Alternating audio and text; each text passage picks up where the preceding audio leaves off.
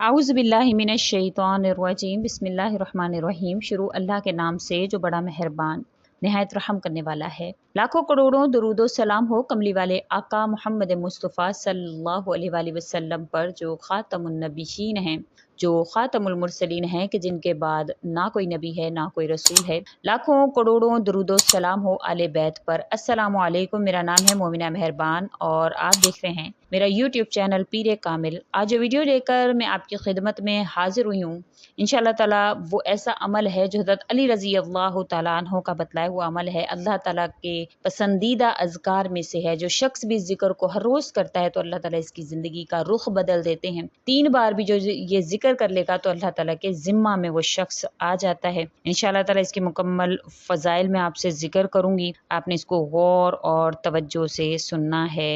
बेशक अल्लाह ताला हर चीज़ को हल करने पर कादिर हैं। हज़रत अली रज़ी अल्लाह ताला अन्हो ने इसके हवाले से फ़रमाया है, तो इंशाअल्लाह आपने ज़रूर इसको एंड तक सुनना है। अल्लाह के हुक्म से अल्लाह ताला पर मेहरबान होंगे। उससे पहले मैं गुजारिश करूँगी कि अगर आप मेरे चैनल पर नए हैं या मुझे पहली मर्तबा सुन रहे हैं तो मेरे चैनल को सब्सक्राइब ज़रूर कर दें।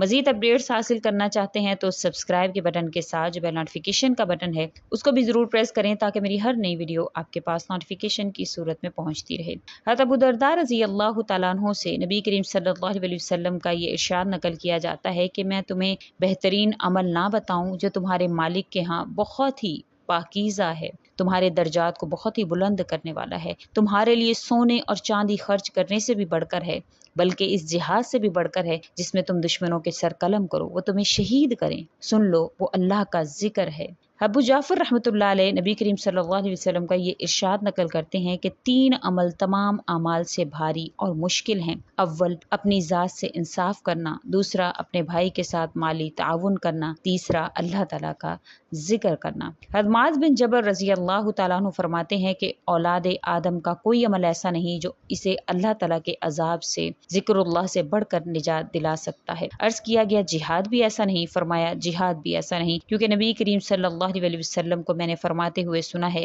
वला ज़िक्रुल्लाहि अकबर, कि अल्लाह का जिक्र सबसे बड़ी चीज़ है। हसन बसरी रहमतुल्लाह अलैह फरमाते हैं, नबी करीम सल्लल्लाहु अलैहि वसल्लम से पूछा गया कौन सा अमल अफसल है? इरशाद फरमाया, मरते दम तक जिक्रुल्लाह के साथ रतबुल लिसान रहना।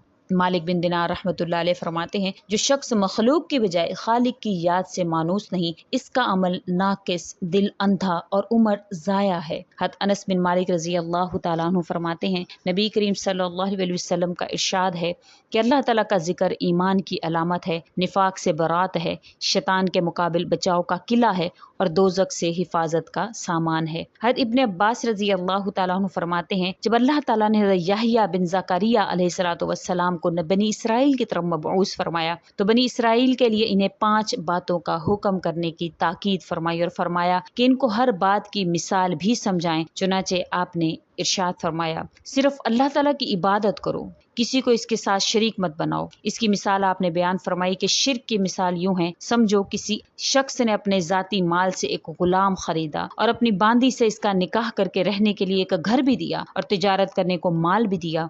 मुनाफा कमाकर जो कुछ अपनी जरूरियात से बच जाए वो मालिक को अदा करता रहे। इधर गुलाम ने यह किया कि मुनाफे में से अपनी जरूरियात के बाद जो कुछ बचता थोड़ा सा मालिक को देकर बाकी सब इसके दुश्मन को दे देता।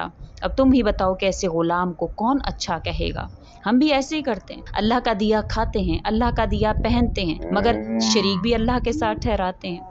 जो बच जाता है वो अल्लाह के शरीकों के ऊपर लगा देते हैं। अल्लाह के शरीक अल्लाह के दुश्मन है, अल्लाह के दुश्मनों पर लगाते। दूसरा, उन्होंने कहा कि नमाज का हुक्म दिया और इसकी मिसाल दी कि जैसे कोई शख्स किसी बादशाह से मुलाकात के लिए इजाजत तलब करे, लेकिन शर्फियाबी हासिल होने पर जब बादशाह इसकी तरफ मुतवज्जे हो, इसकी हाजात मालूम करके पूरी करे तो ये खुद कमाले गफलत से दाएं बाएं झांकना शुरू कर दे, जिस पर बादशाह भी मुंह मोड़कर इसकी तरफ से बेनियाज हो बैठता है। जब हम अल्लाह की इबादत नहीं करते तो हम फिर कैसे उम्मीद करते हैं कि अल्लाह हमारी एक फरियाद पर लब्बैक या अब्दी कहे? फिर आपने रोजे का हुक्म दिया और साथ ही मिसाल दी कि रोजादार की मिसाल इस शख्स की है जो हथियार लगाकर ढाल थाम कर लड़ाई के लिए निकलता है, जिसके बाद ना तो दुश्मन इस तक पहुंच सकता है और ना ही कोई हथियार इस पर कारगर हो सकता है। फिर आपने सदके का हुक्म दिया और इसकी मिसाल बयान फरमाई कि जैसे कि शख्स को दुश्मन कैद कर ले और ये एक खास रकम के इवज से इससे सौदा कर ले, फिर थोड़ा बहुत जो भी कमाता है इसे अदा करे, हत्ता कि आपने फरमाया कि आप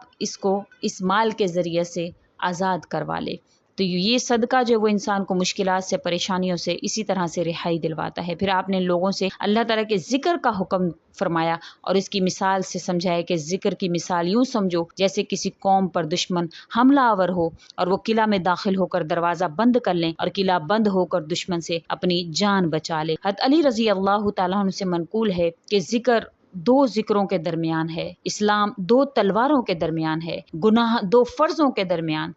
دو ذکر کے درمیان ہونے کا مطلب ہے کہ بندہ اس وقت تک ذکر نہیں کر سکتا جب تک اللہ تعالیٰ اپنی توفیق کے ذریعے اسے یاد نہ کرے۔ جب اللہ یاد کرتا ہے تو بندہ بھی اللہ کو یاد کرتا ہے، پھر جب وہ اللہ تعالیٰ کا ذکر کرتا ہے تو اللہ تعالیٰ کی طرف سے مغفرت کی شکل میں اس کا ذکر ہوتا ہے۔ اللہ تعالیٰ اس کا ذکر آسمانوں میں بلند فرماتے ہیں۔ حضرت علی رضی اللہ تعالیٰ عنہ نے فرمایا کہ اللہ کا ذکر کرتے رہو، بے شک یہ ذکر تمہیں اللہ کے قریب لے جائے گا کہ آسمانوں پر تمہارا ذکر ہوگا، اللہ آسمانوں کے دروازوں کو کھول دے گا۔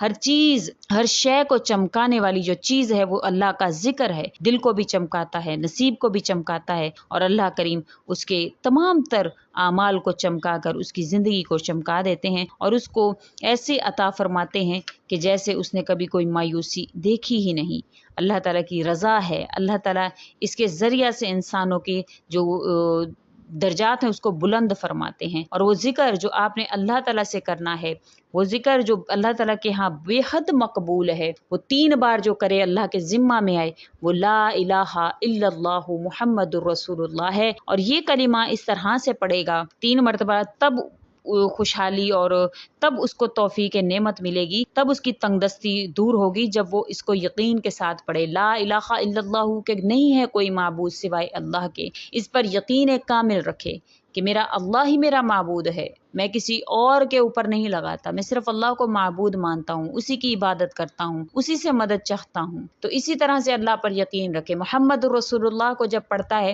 تو اللہ تعالیٰ کے نبی کی وہ تمام سنتیں، وہ تمام احکامات جو آپ صلی اللہ علیہ وسلم نے امت محمدیہ صلی اللہ علیہ وسلم کو تلقین فرمائے ہیں، اس پر چلنے کی جو ہے وہ کوشش کرے، وہ تو اس کو سمجھے کہ میرے نبی نے مجھے کیا کہا۔ بے شک اللہ تعالیٰ فرماتے ہیں وَأَطِیعُوا اللَّهَ وَأَطِیعُوا الرَّسُولَ کہ اللہ کی اطاعت کرو اور اس کے رسول کی اطاعت کرو۔ یہ پورا اس کلمے کا جو ہے وہ خلاصہ ہے، لا الہ الا اللہ محمد رسول اللہ۔ اگر 3 مرتبہ یقین دل کے ساتھ پڑھتا ہے اور اس پر عمل پیرا بھی ہوتا ہے، پھر کوئی ایسی چیز نہیں ہے جو اس کے درمیان اور اس کی کامیابی کے درمیان حائل ہو، کوئی ایسی چیز نہیں ہے جو اس کو کامیابی سے دور کر سکے۔ بے شک اللہ کا ذکر، اللہ کا بہترین ذکر جو ہے وہ لا الہ الا اللہ ہے، اور اللہ تعالیٰ اس ذکر کے ذریعہ سے جو اللہ پر کامل یقین رکھتے ہیں، اللہ کے سوا کسی کو شریک نہیں ٹھہراتے، پھر اللہ تعالیٰ ان کی اس طرح سے مدد فرماتے ہیں، اس طرح سے اللہ تعالیٰ اس کو عطا فرماتے ہیں کہ پھر اس کے غمان سے بڑھ کر اللہ کریم اس کو عطا فرماتے ہیں۔ بے شک جو توکل کرنے والا ہے، اللہ کی ذات پر جو توکل کرتا ہے،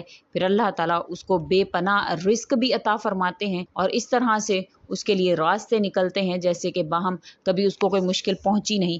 توکل وہ راستہ ہے جس کے ذریعے سے آگ ٹھنڈی ہو جاتی ہے، جو ایڑیوں سے زمزم نکلوا دیتا ہے، جو دریا سے راستہ بنا دیتا ہے، جو یوسف کو یعقوب سے ملوا دیتا ہے، جو شدید طوفان میں کشتی نوح پار لگوا دیتا ہے۔ تو پھر کیا آپ اللہ پر توکل نہیں کریں گے؟ وہ ہے توکل جو ناممکن کو ممکن کرنے کی قدرت رکھتا ہے۔